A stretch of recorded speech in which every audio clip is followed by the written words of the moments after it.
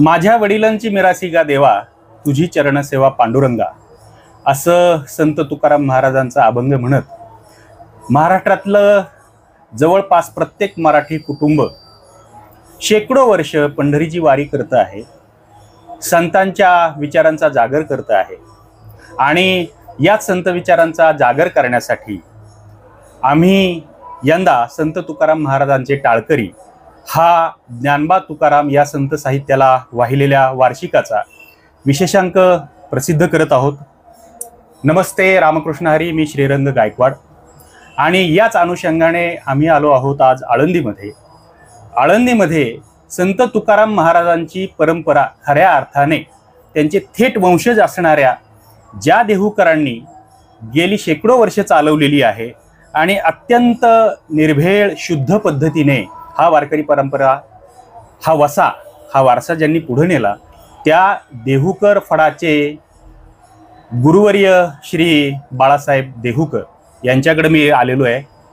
माऊली महाराज नमस्ते, रामकृष्ण हरी। आमच्या या कार्यक्रमामध्ये आपलं स्वागत आहे। महाराज हा आमचा सगळा डिजिटलचा प्रेक्षक आहे, जो तरुण आहे, ज्याला वारकरी परंपरा माहीत नाही आहे, फारशी फड परंपरा फारशी माहीत नाही आहे।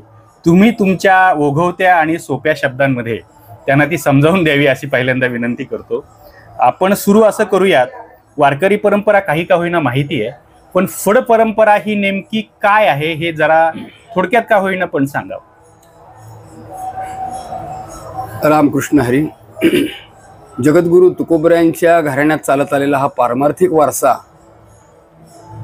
ज्या परंपरेतून चाललेला आहे, ज्या फडाच्या माध्यमातून चालत आहे, तो ओघ आमच्याद्वारे प्रवाहित झालेला आहे। आत्ता सांगितल्याप्रमाणे फडाच्या परंपरेतून हा संप्रदाय वाटचाल करत आहे। तर ही जी फडाची परंपरा म्हणजे नेमकं काय? मुळात फड परंपरा संज्ञा कशाला म्हटली जाईल, हा कुठून आला शब्द? तर अगदीच मुळापर्यंत जायचं म्हणलं तर नामदेवरायांना त्यांनी सतत फड जागविला रे, असं नामदेवरायांच्या प्रमाणातूनच ती गोष्ट स्पष्ट आहे की तो फड त्यावेळेला झाला। आणखी त्याचं अतिशय स्थूल स्वरूप जर पाहायचं झालं तर मिळविली मांदी वैष्णवांची हे महावैष्णव श्री ज्ञानेश्वर महाराजांच्या संदर्भात महाराजांनी जो वर्णन केलेलं आहे, त्याच्या अनुषंगाने वैष्णवांचा मेळा एकत्र करून सामुदायिक स्वरूपामध्ये परमार्थाची वाटचाल, मग पंढरीची वारी असो किंवा अन्य कीर्तनादी भजनादी कार्यक्रम असो, दिंडी सोहळे असो, अशा पद्धतीनं करणं हे फडाचं अगदी बेसिक आहे, म्हणजे फडाच्या परंपरेचं। पण फड परंपरा ही संज्ञा समाजामध्ये जे आज ज्या स्वरूपात आहे त्याचं मूळ मात्र अशा पद्धतीचं आहे की तुकाराम महाराजांचं सदेह वैकुंठ गमन झाल्यानंतर त्यांचे पंतू महादेव महाराज, म्हणजे तुकाराम महाराजांचे ज्येष्ठ चिरंजीव महादेव महाराज, त्यांचे चिरंजीव आबाजी महाराज, त्यांचे चिरंजीव पुन्हा महादेव महाराज, हे दुसरे महादेव महाराज आपले चिरंजीव वासुदेव महाराजांना घेऊन पंढरी क्षेत्रामध्ये कायम वास्तव्यासाठी आले। म्हणजे देहू सोडून पंढरी, देहू सोडून देहूमधला त्यांनी सगळ्याच गोष्टीचा त्याग केला।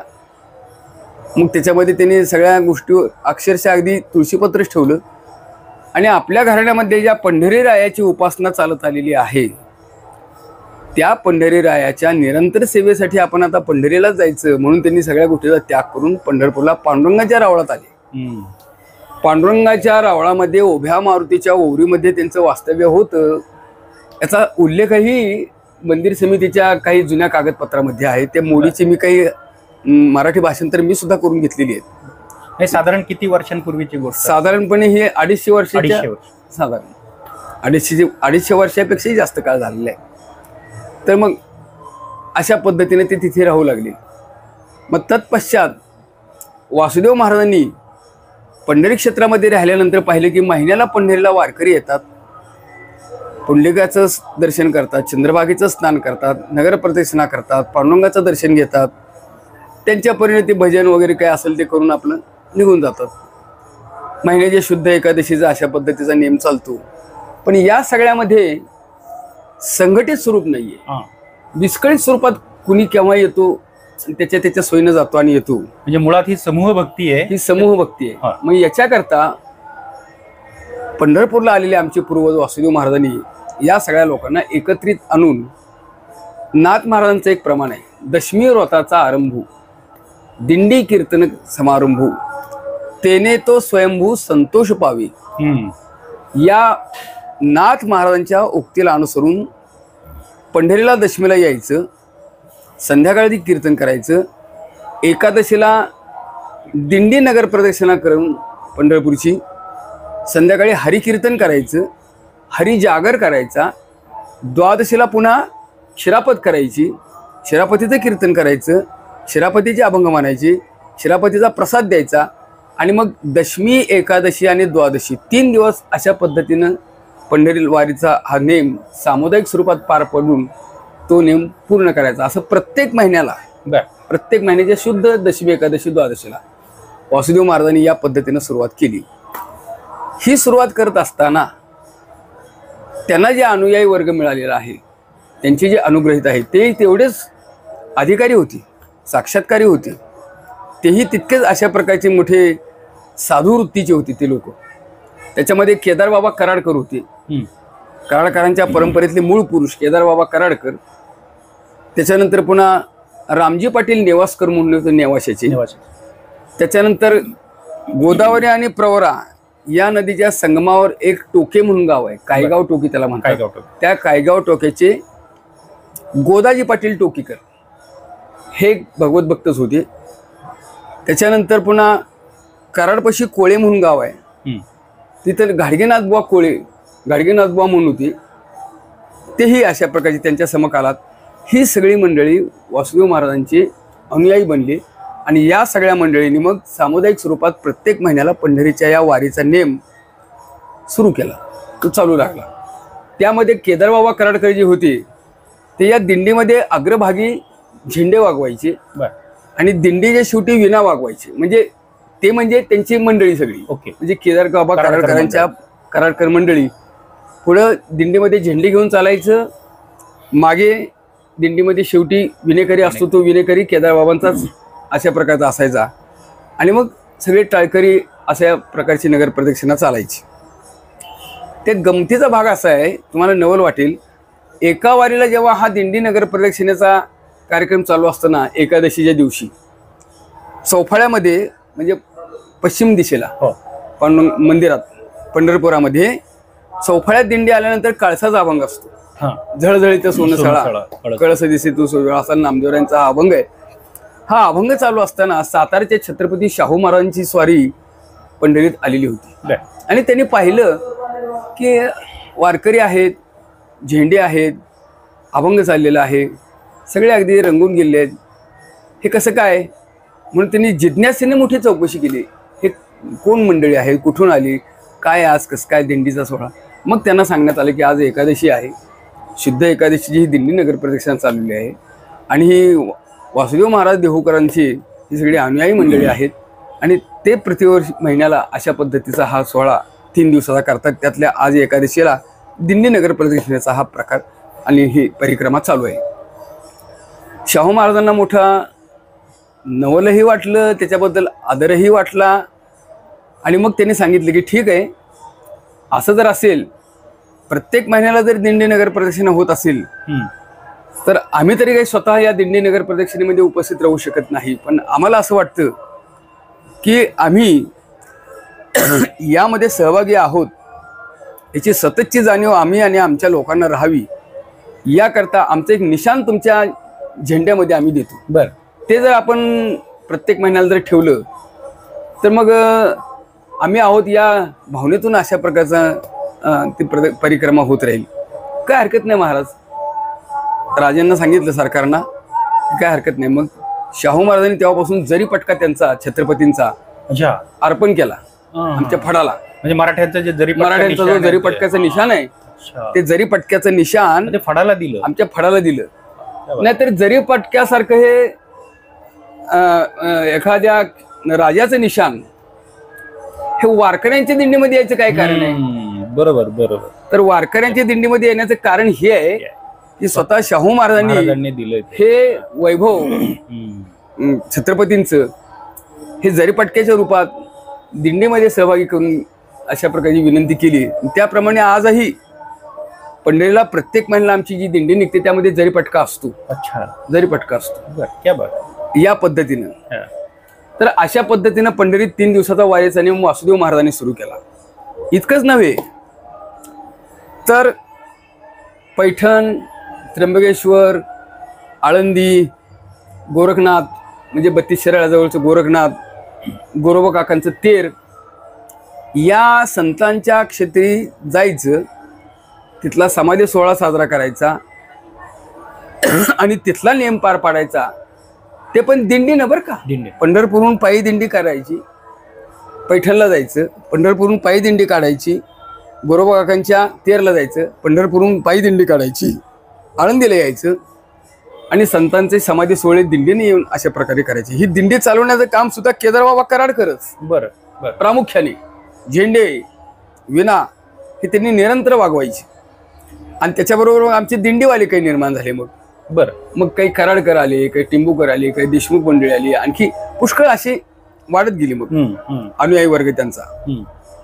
मग हे सामूहिक स्वरूपामध्ये जेव्हा महिन्याच्या वारीचे कार्यक्रम, संत क्षेत्रावर साजरे होणारे दिंडीने जाऊन अशा प्रकारे केले जाणारे समाधी सोहळे, या सगळ्या गोष्टीला फड ही संज्ञा प्राप्त झाली. अच्छा, बर. फड त्यालाच म्हटलं जातो की ज्या मार्फत वैष्णवांच्या समागमामध्ये प्रत्येक महिन्याच्या शुद्ध एकादशी, द्वादशीला पंढरपूरला वारीचा नियम पार पाडला जातो. आणि तो जे पार पाडतात ते फडकरी. आणि मग त्या फडावर हे दिंडीवाले आहेत. मग जे दिंड्या चालवणारे त्या फडाला संलग्न आहेत, त्या फडाशी अटॅचमेंट असणार आहेत. मग त्याच्यामध्ये कराडकर आहेत, त्याच्यामध्ये आताच्या परिस्थितीमध्ये ढोराळकर आहेत, त्या परिस्थितीमध्ये थोबडे वाशीकर आहेत. साताप्पा थोबडे हे वासुदेव महाराजांच्या काळातले एक साक्षात्कारी महात्मे होऊन गेले. ते वाशी मराठवाड्यात आता धाराशिवच्या जवळ वाशी म्हणून गाव आहे, तिथले ते साताप्पा थोबडे वाशीकर. अशा पद्धतीनं हे दिंडीवाले. आता महाराष्ट्रातल्या कुठल्या कुठल्या भागातल्या दिंड्या तुमच्या फडाला? कुठल्या भागातले नाहीत.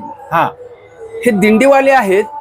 ते दिंड्या घेऊन आळंदीला जातात, दिंड्या घेऊन पैठणला जातात, दिंडी घेऊन त्र्यंबकेश्वरला जातात. बरं. पण ते दिंड्या घेत असले तरी ही दिंडी देहूकरांच्या या नावाने जातात. अच्छा, देहूकरांच्या नावानेच ते. हे आमच्या देहूकरांच्या फडावरची दिंडी आहे असं ढोराळकर सांगतील, हे आमच्या देहूकरांच्या फडावरची दिंडी आहे असं कराडकर सांगतील. या पद्धतीने आमचं प्रातिनिधिक स्वरूपात ते दिंड्या नेतात आमच्याच. आता या पद्धतीने तुमच्याकडे म्हणजे सुरुवातीपासून म्हणजे देहूतून तुम्ही पंढरपुरात आलात आणि मग जे तुमच्या फडांमध्ये जे सत्पुरुष झाले, यांनी परंपरा वर्धिष्णू केली, पुढं मोठी केली, वाहती केली, त्यांच्यापैकी काही ठळक लोक याच्यामध्ये मग आता वासुदेव महाराजांनी ही फडाची परंपराच निर्माण केली. वारकरी संप्रदायातील फड परंपरेचं उगमस्थानच त्यांचे ते आहेत. बरं. मग तिथून मग बाकीच्या फडाच्या परंपरा म्हणा किंवा बाकीची निर्मिती होत गेली. मग आता पंढरपुरात किती फड, म्हणजे एक तुम्ही देहूकर हा मूळ फड, आता किती फड बाकीचे आहेत ना महिन्याच्या वारीला अशा पद्धतीनं करणारे नेम करणारे आहेत की? या पद्धतीने तुम्ही ज्या पद्धतीने हा अगदी आमच्या पद्धतीने याच पद्धतीने करणारे आहेत. मग वासुदेव महाराजांच्या पश्चात त्यांचे नातू भाऊसाहेब महाराज होऊन गेले. वासुदेव महाराजांचे हे नियम तर त्यांनी सांभाळलेच, पण त्याच्याबरोबर चातुर्मासातले काही नियम त्यांनी विशेष स्वरूपात पंढरपुरात सुरू केले. म्हणजे पंढरपुरामध्ये गोकुळ अष्टमीच्या दिवशी सकाळी दिंडी घ्यायची, दिंडी काढायची आणि पंढरपूर जवळ गोपाळपूर ठिकाण आहे, त्या गोपाळपूरला जाऊन गोपाळ कृष्णाच्या मंदिरामध्ये सकाळी जन्माष्टमीचं कीर्तन करायचं. म्हणजे कृष्ण जन्माचं कीर्तन सकाळी करायचं. तिथं गुलाल फुलं वृष्टी करायची आणि पुन्हा रात्री 12 वाजता प्रगट कृष्ण जन्म वाड्यामध्ये येऊन करायचं. 2दा जन्माष्टमीचं कीर्तन आमच्या परंपरेत होतं. बरं. का होतं तर गोपाळपूरला सकाळी दिंडी घेऊन जाऊन तिथं कीर्तन करणं हा भगवान श्रीकृष्णाच्या मथुरेतील कारागृहाचा गुप्तजन्म तिथे केला जातो. अशी ती पद्धत. बरं. आणि रात्री 12 वाजता प्रगट जन्म सगळ्यांच्या बरोबर मग तो वाड्यामध्ये तिथे पुन्हा रात्री तो केला वाड्यात जातो, तो केला. पुन्हा केला जातो. हा, हा, तो नियम त्यांनी सुरू केला. हा. त्याच्यानंतर नामदेव महाराजांच्या पुण्यतिथीचा उत्सव महाद्वारात नामदेव पायरीजवळ भाऊसाहेब महाराजांनी सुरू केला. नामदेवरायांच्या पायरीच्या जवळच चोखोबरायांची समाधी आहे. त्या चोखोबरायांच्याही पुण्यतिथीचा उत्सव भाऊसाहेब महाराजांनी सुरू केला. वैशाख मध्ये नरसिंह जयंती असते आणि नरसिंह जयंती वारकरी संप्रदायातील एक पर्वकाळ मानला जातो. पर्व विशेष भागवत धर्मी हा जे नाथ महाराजांचं जे वचन आहे, पर्व विशेष भागवत धर्मी नरसिंह जयंती रामनवमी वामन जयंती जन्माष्टमी उत्तमोत्तम शिवरात्र हे वारकऱ्यांचे 5 मुख्य पर्वकाळ आहेत. आणि त्यामुळे एकादशीप्रमाणे या 5ही पर्वकाळाचे उपवास सांगितलेले आहेत. बरं. त्यातला वैशाख शुद्ध चतुर्दशी हा नरसिंह जयंतीचा दिवस. मग त्या दिवशी नरसिंह जयंतीच्या दिवशी संध्याकाळी, कारण नरसिंहाचा जन्म संध्याकाळचा आहे, बरोबर, मग संध्याकाळी 5 ते 7 हा, चंद्रभागेच्या वाळवंटात पुंडलिकाच्या मंदिरापुढे आमचं कीर्तन होतं बरं, नरसिंह जन्माचं. बरं, ते परंपरेने त्याच ते पद्धतीने परंपरेने चालत आलेले आहे. आणि त्यावेळेला पुंडलिकरायांना नरसिंहाची उटी केली जाते. उटी, उटीतून नरसिंहाचा आकार दिला जातो. अच्छा, तिथे हा, आणि मग नरसिंह जन्माचं कीर्तन ते केलं जातं.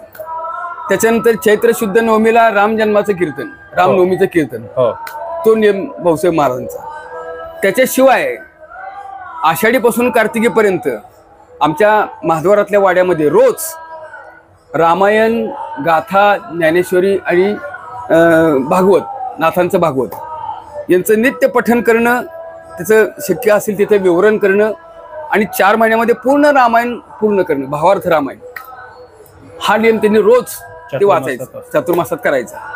या पद्धतीचा हा नियम भाऊसाहेब महाराजांनी सुरू केला. खुद्द भाऊसाहेब महाराजांचं श्रीमद भागवतावर प्रभुत्व खूप होतं. त्यामुळे अगदी ते त्या काळात विद्वत म्हणून गणले जात होते. त्याच्यानंतर गोकुळाष्टमीचा उत्सव पांडुरंगाच्या मंदिरामध्ये जो संपन्न होतो, त्या उत्सवातलं कीर्तन करण्याची परंपरा आमची देवकरांची म्हणजे भाऊसाहेब महाराजांनी सुरू केलेली. म्हणजे मला सांगायचं काय की वासुदेव महाराजांनी जे काही परंपरा सुरू केली ती टिकवूनही त्याच्यामध्ये काय अधिक अशा प्रकारची आणखी भर भाऊसाहेब महाराजांनी घेतली. त्यांचे नातू भाऊसाहेब महाराज इतके साक्षात्कारी होते की त्यांच्या अंत्यसमयाला प्रत्यक्ष पांडुरंगांनी त्यांना पाणी दिलेले. अगदी मोठ्या ग्लानीमध्ये होते आणि पाणी म्हणून आपली कन्या होती त्यांची हरी अक्का म्हणून, त्यांचं नाव हरिबाई होतं, पण त्यांना हरी म्हणून हाका मारायची. त्या हरी अक्का इथ्या महाजनांच्या सासवड, त्यांचं सासवडचं सासर, ते बालविधवा असल्यामुळे आपल्या वडिलांच्याकडे म्हणजे भाऊसाहेब महाराजांच्याकडे राहत होत्या. तर त्यांना ते हरी म्हणायचे. त्यांनी एकच कन्या. मग हरी मला पाणी दे, तर तो हरी आला. विटेवरचा हरी आला आणि बाबांना म्हणजे भाऊसाहेब महाराजांना पाणी दिलं. म्हणजे कोण आहे म्हणले मी हरीच आहे. आणि मग महाराजांनी देहच ठेवला. तर त्यांचं समाधी मंदिर पंढरपूरच्या चंद्रभागेच्या वाळवंटात दत्तघाटाच्या खाली आहे. मोठं दगडी बांधकाम आमच्या आजोबांनी केलेलं. हे कार्य त्यांनी भाऊसाहेब महाराजांचं हे आमच्या फडाच्या संप्रदायाच्या पद्धतीने हे महत्वाचं कार्य. बरोबर. त्यांच्यानंतर आमच्या घराण्यातले आणखी एक थोर व्यक्ती म्हणजे माझे आजोबा आणि भाऊसाहेब महाराजांचे नातू श्री गुरु सोपान काका महाराज देहूकर. ते वाचासिद्धी त्यांना होती आणि अत्यंत नियमनिष्ठ. पंढरीहून पायी आळंदीची वारी या समाधी सोहळ्याची त्यांनी जन्मतःच केली. म्हणजे निरंतर वारी ही. अशा पद्धतीनं मध्यंतरी मागे एकदा म्हणजे मागच्या शतकाच्या पहिल्या दशकामध्ये प्लेगची साथ आली होती.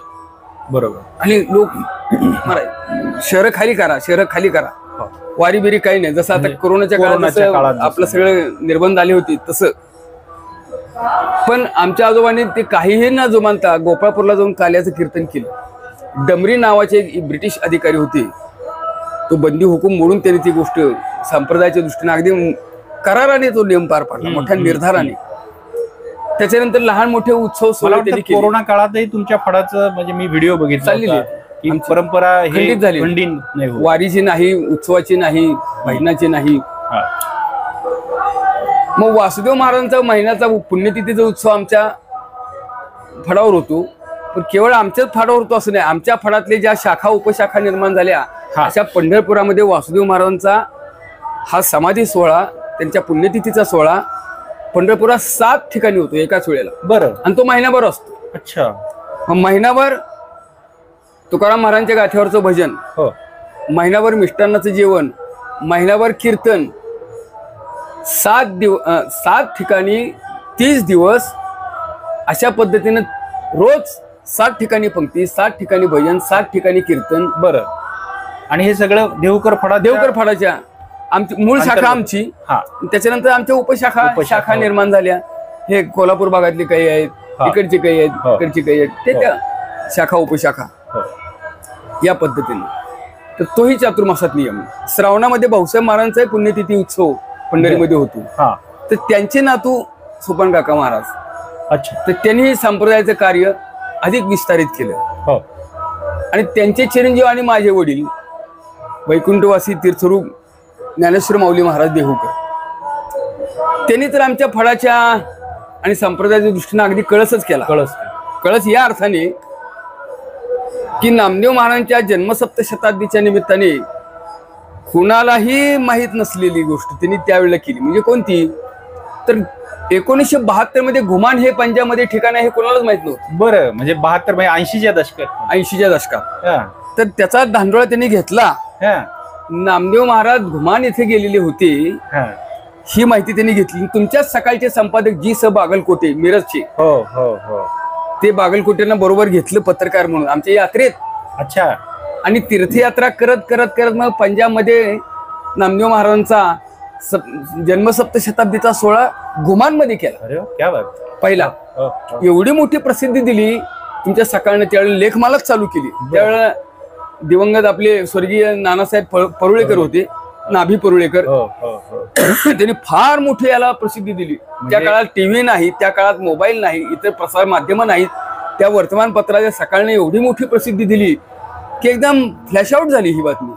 होय ना. मग घुमान ते प्रकाशित, म्हणजे मग महाराष्ट्राला घुमान नामदेवांचं नातं. पण पहिलं नामदेवरायांच्या त्या स्थानावर जाऊन भागवत धर्माची पताका तिथं नेऊन या पद्धतीचं कार्य करणार आमचे वडील क्या बात, ज्ञानेश्वर महाराज देहूकर. हे एक त्यांनी कार्य जसं केलं तसं तुकाराम महाराज हे उद्धवाचा अवतार आहेत. म्हणजे तुकाराम महाराजांच्या युगाच्या दृष्टीने विचार केला तर पंचावतारी आहेत तुकाराम महाराज. म्हणजे कृत, त्रेता, द्वापार आणि कली ही जी 4 युग आहेत, त्या 4ही युगामध्ये तुकाराम महाराजांचे अवतार आहेत. म्हणजे कसे? तर कृतयुगामध्ये प्रल्हादाचा अवतार आहे, त्रेतायुगामध्ये अंगदाचा अवतार आहे, द्वापार युगामध्ये उद्धवाचा अवतार आहे, आणि कलियुगामध्ये नामदेव महाराजांचा अवतार, आणि तेच नामदेवराय पुन्हा तुकोबऱ्यांच्या रूपाने प्रगट झालेले. असे 5 अवतार आहेत महाराजांचे. 5ही अवतारामध्ये भक्तीचाच महिमा सांगितलेला आहे. प्रल्हादानेही भक्तीचा नामाचा महिमा सांगितला, अंगदानेही भक्तीचा महिमा सांगितला, स्वामीनिष्ठा सांगितली, उद्धवाने सुद्धा तोच महिमा गायला. आणि नामदेवराय तर नाचू कीर्तना चरंगी हे नामदेवरायांचंच प्रमाण आहे, सगळ्यांना माहिती. मग द्वापार युगामध्ये सगळ्या यादव कुलाचा जेव्हा विनाश झाला त्यावेळेला भगवान श्रीकृष्णाने उद्धवाला सांगितलं, उद्धवा तुझा मात्र असा नाश नाही, तू इथून बद्रिकाश्रमाला जा. गच्छोद्धवमया दिष्टो बदर्याख्यम ममाश्रमम, असं भागवतातच श्लोक आहे. आणि मग त्या ठिकाणी बद्रिकाश्रमाला जा, तिथे नर आणि नारायण तप करत आहेत, त्यांच्या चरणाशी अलकनंदा नदी वाहती आहे, तू त्या ठिकाणी जा आणि तप करत राहा, बाकी तुला काही नाहीच, अविनाशी स्वरूप आहे. मग उद्धव महाराज तिथे निजधामाला गेले. कुठं? बद्रिकाश्रमाला.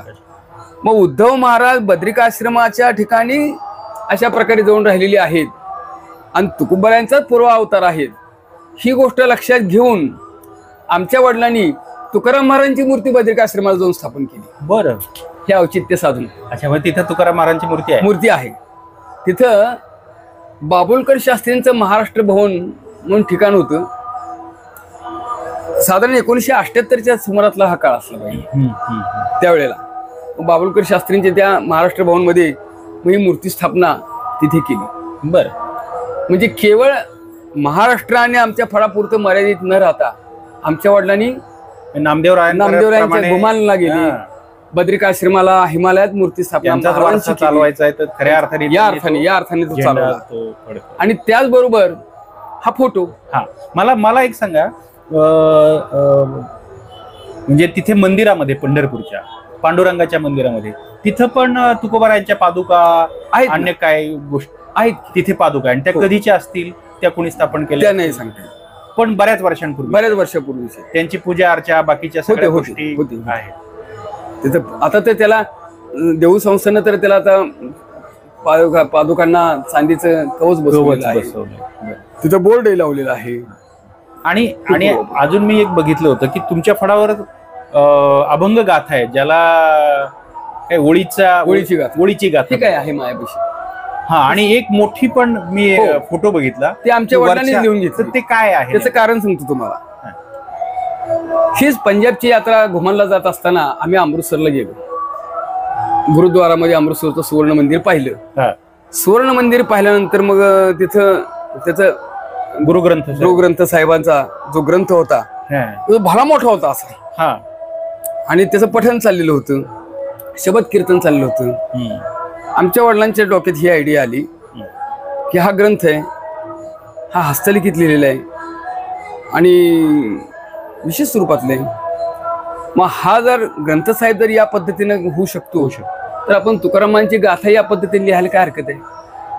मग तो विचारच घेऊन ते यात्रा करून जेव्हा पंढरपूरला परत आली तेव्हा मग त्यांनी खास प्रकारचा कागद, दिवा जाळून त्याची काजळी धरून एका विशिष्ट पद्धतीने त्याची शय बनवायची, बोरू तयार करायचा, आणि अशी शय बनवून त्या कागदावर आमच्या फळावरचे डोळ म्हणून एक कासार समाजाचे एक फार सुंदर हस्ताक्षर असलेली व्यक्ती होती. त्यांना ठेवून घेतलं. 10 वर्ष आमच्या घरी ते राहिली. रोज एकच पान लिहायचं, ते वाढलं की मग दुसरं पान लिहायचं. असं 10 वर्ष राहून संपूर्ण गाथा त्यांनी त्या पद्धतीने लिहून काढली. आज एक गाथा एक पान एवढं मोठं होय. ती संपूर्ण गाथा एकत्रित बांधता येत नाही. तिचे 6 भाग आहेत आणि एकावर एक असे 6 भाग जर रचले तर तुमच्या छातीपर्यंत ती गाथा होती. बरं. आणि मग एवढी उंच आहे अशी. क्या बात आहे. मग त्याचं कसं पारायण, गाथा भजन? नाही, मग त्याचं भजन करतो आम्ही. तुम्ही भजन करता? मी सांगितलं ना, वासुदेव महाराजांचा आमचा महिनाभर जो उत्सव चालतो तो गाथा भजनाचाच असतो. मग त्या उत्सवामध्ये तोच गाथा आमचा पहिला मध्ये भजनाला असतो. आणि मग या वर्षी समजा महिनाभर भजन केलं आणि समजा एक 500 अभंग झाले, 600 अभंग झाले की मग पुढच्या वर्षी तिथून पुढचे अभंग. बरं. तिथं पुन्हा 1200 अभंग झाले, मग त्याच्या पुढच्या वर्षी तिथून पुढचे अभंग 1300 शतक सुरू होणार. अशा पद्धतीने तो संपूर्ण गाथा भजन करून संपवायचा. म्हणजे महाराजांनी आपल्याला ज्या काही महत्वाच्या, ज्या आपल्या पिढीला माहित नाहीत अशा गोष्टी सांगितल्या. जसं घुमान महाराष्ट्रात पहिल्यांदा आधुनिक काळामध्ये अशा नावाचं तीर्थक्षेत्र आहे, नामदेवराय तिथे गेले होते, हे सांगितलं, हे उजेडात आणलं. आणि तुम्ही 1971 सालच्या सकाळचे अंक तुम्ही पाहू शकता. आणि त्यावेळची आलेली लेखमाला दर आठवड्याला ते लेख येत होते. बरोबर. त्याच्यावरनं तुमच्या लक्षात येईल की मग हे घुमानचा कसा माहिती मिळाली, कशा पद्धतीने गेली, बागलकोटी आमच्याबरोबर कशी होती, त्यांनी ह्याचं सगळं वृत्तांकन कसं केलं आणि मग त्या गोष्टीला कशी प्रसिद्धी दिली, तेव्हा मग ते प्रकाशात आलं. बरोबर. म्हणजे जसं या 7 शताब्दी वर्षामध्ये महाराष्ट्रातच नामदेवरायांचा सोहळा साजरा करतो. पण महाराष्ट्राच्या बाहेर नामदेवराय गेलेले आहेत. मग आधुनिक काळात त्यानंतर साहित्य संमेलन आता काय बोलायचं काम नाही. आता जो उठतोय तो घुमानला जातोय. पण त्या चांगलीच गोष्ट आहे ना, जातात ते चांगलीच गोष्ट आहे. पण ती नंतर आता परिपाठच झाला. पुष्कळ लोक गेली. तेव्हा तिकडं बद्री केदार तिकडे जाऊन तुकाराम महाराजांची मूर्तीची स्थापना केली. हो, मूर्तीची स्थापना केली. हे त्या काळातलं बरं का. म्हणजे त्यावेळेला प्रसार माध्यम नव्हती एवढी फारशी. देशभर पोहोचवण्याचं काम केलं. आणि मला आणखी एक महत्वाचं गोष्ट वाटते ती अशी, ज्या विषयावर आपण विशेषांक करत आहोत, संत तुकाराम महाराजांचे 14 टाळकरी. आधुनिक काळात म्हणजे माझ्या तर माहितीप्रमाणे पहिल्यांदा देहूकर फडाणेच या तुकाराम महाराज आणि त्यांचे टाळकरी यांचं चित्र काढून घेतलं. अगदी बरोबर. त्याची एक वेगळी कथा आहे, ती महाराजांकडनं आपण समजून घेणार आहोत. त्याचं काय झालं सांगा याच्याबद्दल. हा तुकाराम महाराजांचा आणि 14 टाळकऱ्यांचा हा फोटो आहे. तुकाराम महाराज आणि हे 14 टाळकरी. त्यांच्या या कीर्तनामध्ये अनगडशाह फकीर आहेत, अंबाजी गोसावी आहेत, छत्रपती शिवाजी महाराज आहेत. हे श्रोते म्हणून येत होते कीर्तन श्रवणाकरता. अंबाजी गोसावी महाराजांचा जरी एवढा द्वेष करत होता तरी महाराजांचं कीर्तन श्रवणाकरता मात्र नित्य येत होता. हे त्याचं वैशिष्ट्य होतं. आणि ज्या रामेश्वर शास्त्रींनी महाराजांना पहिल्यांदा गाथा इंद्रायणीमध्ये बुडवायला सांगितली, हो. तेच रामेश्वर शास्त्री पुन्हा महाराजांचे टाळकरी म्हणून इथे उभा राहिले, 14 टाळकरी. कारण त्यांनी पाहिलं, पुन्हा त्यांनीच वर्णन केलेलं आहे. त्यांचं डोकं बदलण्याचं काम महाराजांनी केलं त्या काळात. अगदी आरतीमध्ये त्यांनीच वर्णन केलेलं आहे, तुकिता तुलनेसी ब्रह्म तुकाशी आली. बस याच्यावरून त्यांनी महाराजांचा महिमा सांगितलेला आहे. आता आता हा जो 14 टाळकऱ्यांचा फोटो आहे, होय, ते तुकाराम महाराजांच्या काळात असणारे, समकालीन असणारे हे 14 टाळकरी, हो, लोहगाव, सुदुंबरे, येलवडी या देहू परिसरातली ही सगळी टाळकरी मंडळी, महाराज जिथं जाईल तिथे ते हे कीर्तनाला हजर असायचे. ही 14 टाळकरी महाराजांचे सगळे सांगातीच थोडक्यात, बरोबर, परमार्थातली. हो, हो. पण यांची वयनिश्चिती आणि यांचं एकंदरीत कुणाचंच चित्र उपलब्ध नाही ना, म्हणजे याच्या आधी उपलब्ध नव्हतंच. हे कसं निश्चित करायचं? निश्चित करायचं. तुकाराम महाराजांचं तरी चित्र निश्चित कसं करायचं, त्याचं रेखांकन कसं करायचं? मग साधारणपणे एक गोष्ट निश्चित आहे की तुकाराम महाराज 42व्या वर्षी त्यांचं सदैव वैकुंठ गमन झालं. 42व्या वर्षी त्यांची अंगकाठी, त्यांचा चेहरा, त्यांचं कसं रूप असलं पाहिजे हे तयार केलं. बरं, एक झालं.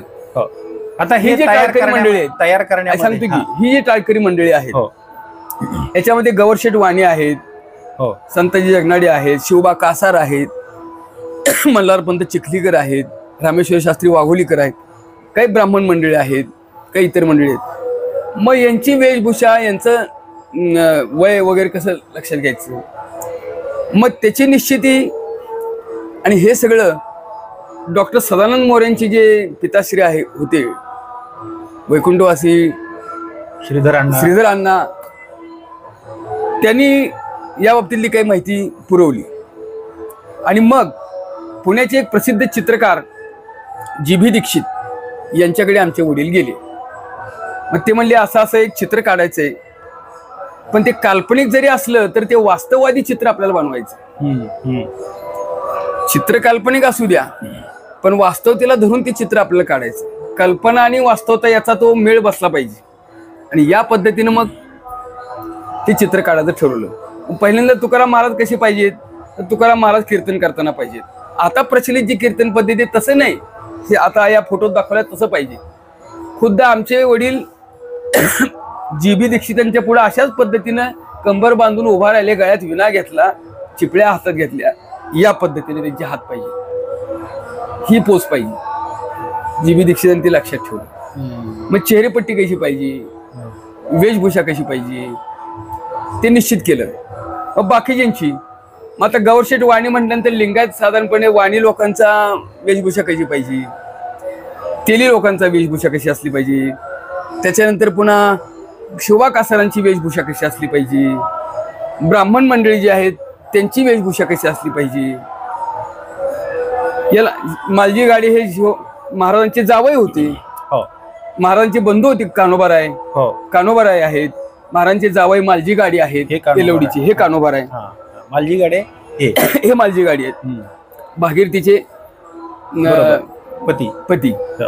मग या पद्धतीने ह्या वेशभूषाही निश्चित केल्या. मग हे सगळं झालं, ठीक आहे. आता हे 14 टाळकरी निश्चित झाली, त्यांची वेशभूषा निश्चित झाली, त्यांची वय निश्चिती पण त्यांनी केली, वय निश्चिती केली. या चित्रामध्ये तुम्ही पाहू शकता तुकाराम महाराजांच्या पेक्षा काही वयस्कर जास्त कोण आहेत, रामेश्वर शास्त्री का आहेत, तर ते अधिकारी होते, धर्ममार्तंड होते. त्यावेळी त्यांनी आज्ञा दिली होती वया बुडवण्याबद्दलची. वयाने ज्येष्ठ होते, ज्ञानाने अधिकाराने ज्येष्ठ होते, पण नंतर अधिकार काढल्यानंतर मग ती टाळकरी बनली. पण त्यांचं वय त्यावेळेला त्या पद्धतीचं असलं पाहिजे. म्हणजे अशी वय निश्चिती त्या पद्धतीने,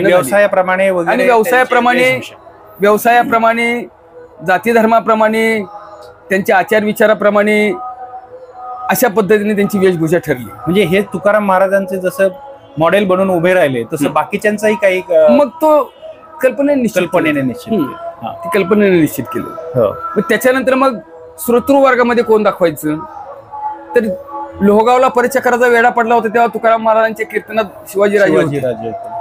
शिवाजी महाराज नेहमीच महाराजांच्या या परिसरातल्या ठिकाणी मग कीर्तनाला श्रवणा करता यायचे. मग ते देहो असो, लोहगाव असो, या परिसरात जिथे कीर्तन असेल तिथे हे मंबाजी वासवी तरी यायचीच. अनगडच्या फकीरांचाही वृत्तांत तुम्ही त्यांच्या चरित्रातनं पाहिला असेल, त्यामुळे अनगडच्या फकीरही कीर्तनाच्या श्रवणाकरता येऊन बसायची. हो त्याच्यानंतर मग ही सगळी त्या काळातली श्रोतृ मंडळी, हो त्या काळातली होय श्रोतृ मंडळी असे समोर असायची. बसलेले. आम्हाला काही जणांनी प्रश्न विचारला हा की अहो मग तुम्ही महिला का नाही ठेवत इथं, बर कीर्तनामध्ये महिलांना तुम्ही प्राधान्य का देत नाही, श्रवणाकरता सुद्धा नाही. आम्ही त्यांना असं म्हटलं की हा समजा 400 वर्षापूर्वीचा जर आपण काळ गृहीत धरला, गृहीत नाही म्हणजे तो आहेच 400 वर्षापूर्वी, बरोबर. छत्रपती शिवाजी राजासारखी व्यक्ती जर श्रवणाकरता बसली असेल तर कोणतीही स्त्री त्यांच्या थेट समोर अशा पद्धतीनं कीर्तन ऐकण्याकरता बसू शकेल का?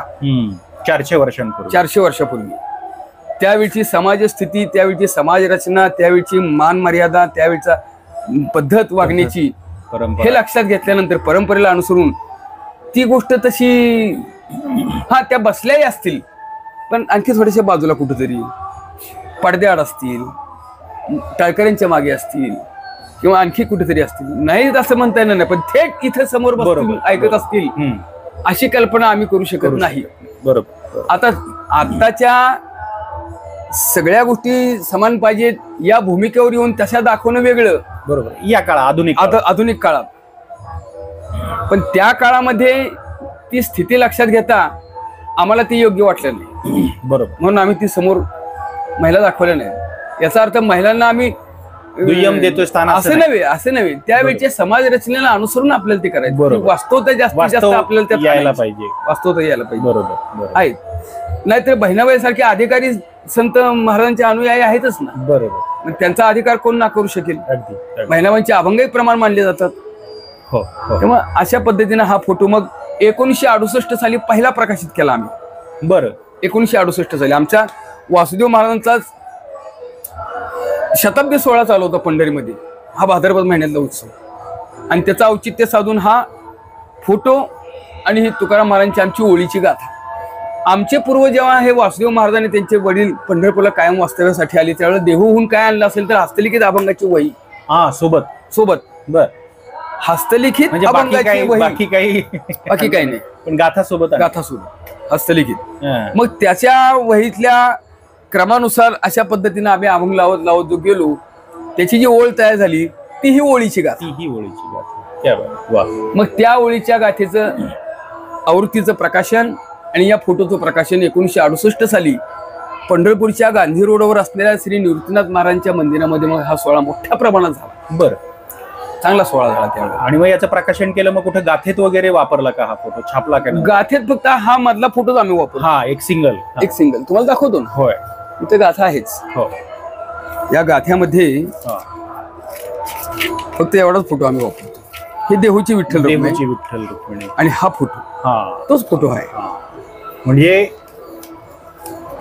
देहूकर फडाची ही ओळीची गाथा आणि त्याच्यामध्ये 1968 साली जे चित्र प्रकाशित करण्यात आलं, अत्यंत सुबक, ज्याला काय म्हणतात सदेह संत तुकाराम महाराज आपल्याला दिसत आहेत, अत्यंत टवटवीत आणि 42 वर्षाचे तरुण तुकाराम महाराज याच्यात दिसत आहेत. जणू काही आपण जर तो फोटो बघाल तर जणू काही हे तुकाराम महाराज अवतरलेत वैकुंठातून असा त्याचा भास होतो. असा हा फोटो देहूकरांनी, देहूकर फडाने याच्यात वापरलाय आणि कव्हरवरही तोच वापरला. महाराज, मला उत्सुकता अशी आहे, म्हणजे असं विचारायचं तुम्हाला, ही सगळी परंपरा तुम्ही पुढे नेताय.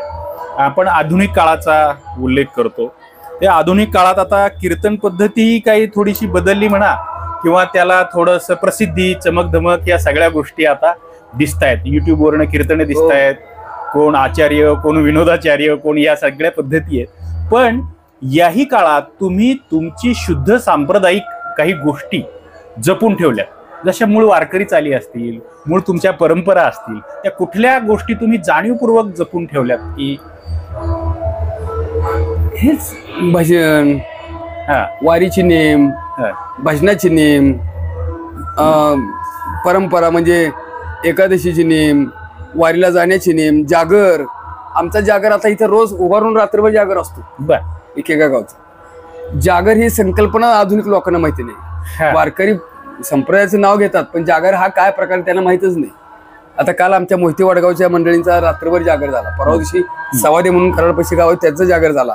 त्याच्या आधी आल्याबरोबर पहिल्या दिवशी इगतपुरी तालुक्यातल्या लोकांचा, नाशिक भागातल्या लोकांचा जागर झाला. आज पुन्हा आमची ढोराळकर मंडळी जागर करणार. उद्या सातारा जिल्ह्यातला जागर आहे. आम्ही जोपर्यंत इथे आहोत, फडाचे कार्यक्रम जोपर्यंत चालतात तेव्हा रोज रात्रभर उभा राहून जागर असतात. म्हणजे मी तुम्हाला सांगू जागराची इच्छितो परंपरा की महाराजांकडे मी जो आलोय तो आळंदीतल्या कार्तिकी वारीच्या निमित्ताने आलोय. उद्या एकादशी आहे. महाराजांना या सगळ्या गर्दीत भजन पूजन त्यांचं जे रोजचे रेग्युलर प्रोग्राम आहेत त्याच्यातून त्यांनी आपल्याला वेळ दिलाय आणि ते सांगतायत की हे जे कार्तिकी वारीचे संत ज्ञानेश्वर माऊलींच्या आळंदीत जे कार्यक्रम सुरू आहेत त्या जागराबद्दल सांगतायत. जागर म्हणजे नेमकं काय थोडक्यात? जागर म्हणजे आता कीर्तन उभं राहील. हो, थोड्याच वेळात कीर्तन उभं राहिलं की कीर्तन संपेल. कीर्तनाची आरती होईल. आरती झाली की एक तासाभराच्या अंतरात मग जागर उभा राहील. आरती झाली की जागराला सुरुवात होईल. जागर म्हणजे रात्रभर भजन करणं हा त्याचा. पहाटे काकडा करणं आणि आरती करणं. आरती झाली गेली की तासाभरात सकाळचं कीर्तन सुरू होतं परत आमचं. बर, अखंड सुरू आहे? नाही, सकाळी कीर्तन झालं की मग नैवेद्य, जेवण, खाण अशा पद्धतीने चालतं. रात्रभर जागर करणं विशिष्ट पद्धतीचे अभंग जागरा सुद्धा म्हटले जातात. पहाटे त्याचा काकडा होतो आणि आरती होती जागराची. हे पंढरपूरला आहे, आळंदीला आहे, पैठणला आहे, त्र्यंबकेश्वरला आहे, तेरला आहे, आरणला आहे. जिथे आम्ही जातो तिथे आमचे हे नियम या पद्धतीने. हा जागराचा नियम आहे. हा कीर्तनाचा नियम आहे. भजनाचा नियम आहे. गाथा भजनाची परंपरा आहे. वारीत गाथा भजन नसतं. अच्छा, वारीत फक्त कीर्तन आणि उद्या एकादशीला दिंडी. बरोबर. प्रत्येक ठिकाणी दिंडीचा सोहळा असतोच. आणि मी जसं मागाशी म्हणालो तसं आता या आधुनिक काळात म्हणजे तुम्ही मागाशी सांगत होतात एक चिरंजीव डॉक्टर आहेत, एक चिरंजीव इंजिनियर आहेत, हे वकील आहेत, हे पुतणे आहेत, वकील आहेत, समोर बसलेत. तर अशी सगळी उच्च शिक्षित आहेत. आधुनिक काळाला साजेसं शिक्षण घेतलेले उच्च पदस्थ आहेत, उच्च शिक्षित आहेत. आता असं असतानाही या परंपरेतलं ते काही करतात किंवा त्यांनी काही करावं असं तुमची इच्छा आहे किंवा तुम्ही त्या दृष्टीने प्रयत्न करताय? हा विचारण्याचा प्रश्नच नाही. ते करण्याकरता या घरात नाही ते जन्माला आहे. असं ते डॉक्टर असो ना, इंजिनियर असो ना, वकील असो, याचं आम्हाला महत्व नाहीच.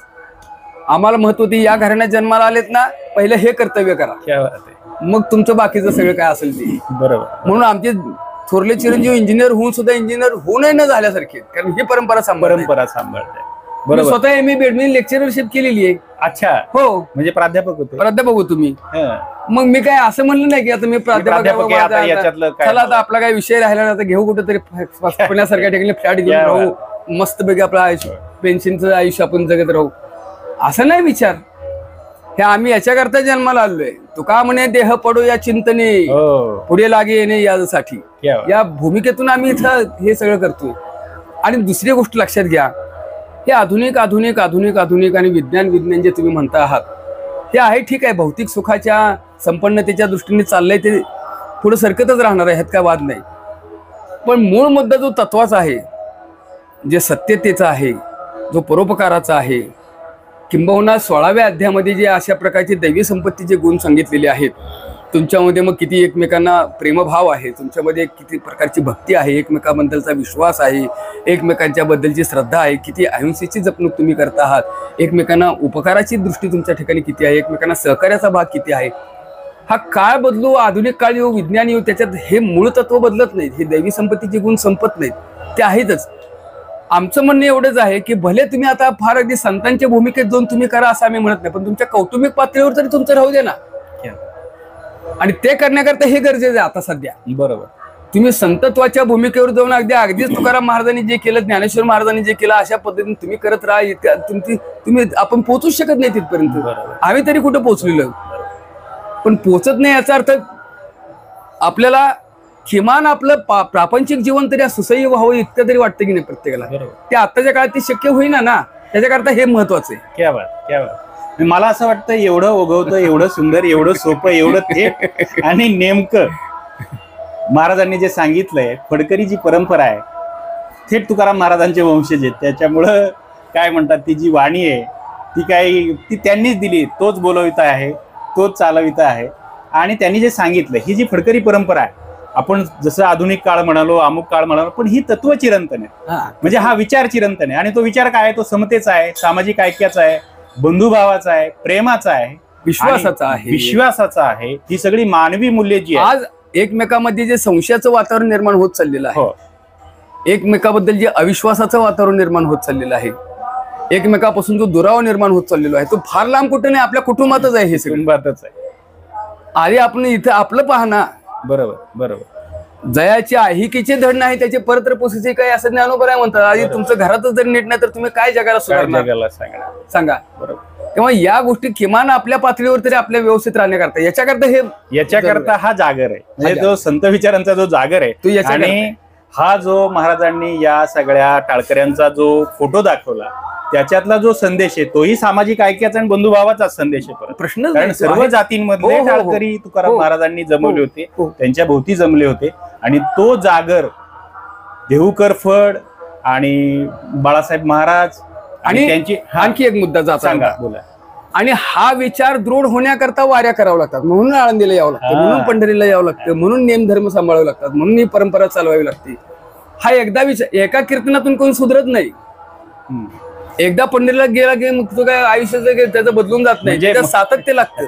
म्हणजे बघा, यालाच तप म्हटलेलं आहे. केवढ्या थेटपणे आणि अत्यंत सोपेपणे महाराजांनी सांगितलंय की ज्यांना असं वाटतं, काही लोकांनी असंही म्हटलं पूर्वी की ही टाळकुटे मंडळी आहेत, तर त्याला मामासाहेब दांडेकरांनी उत्तर दिलं होतं, आम्ही टाळ कुटत नाही, आम्ही वाजवतो टाळ. हो. तो हा टाळ वाजवणं जो आहे, त्याचा जो गजर करणे, तो जागर करणे, तो याच्यासाठी महत्वाचा आहे. आणि या मंडळींचं पंढरपूरला, आळंदीला, देहूला, पैठणला जाणं येणं याच्यासाठी आहे.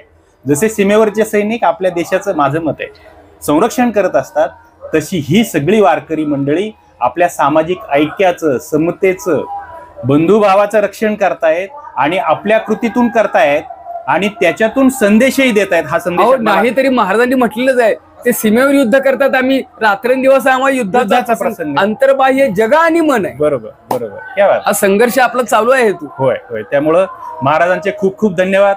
कुळी कन्यापुत्र होती जे सात्विक आणि तयाचा हरिक वाटे देवा. तर देवालाही हा हरिक वाटत असेल की माझा विचार, या संतांचा विचार, तुकोबारायांचा विचार, ही सगळी फडकरी मंडळी पुढे नेत आहेत. महाराज, तुम्ही आमच्याशी बोललात याबद्दल खूप धन्यवाद. रामकृष्ण.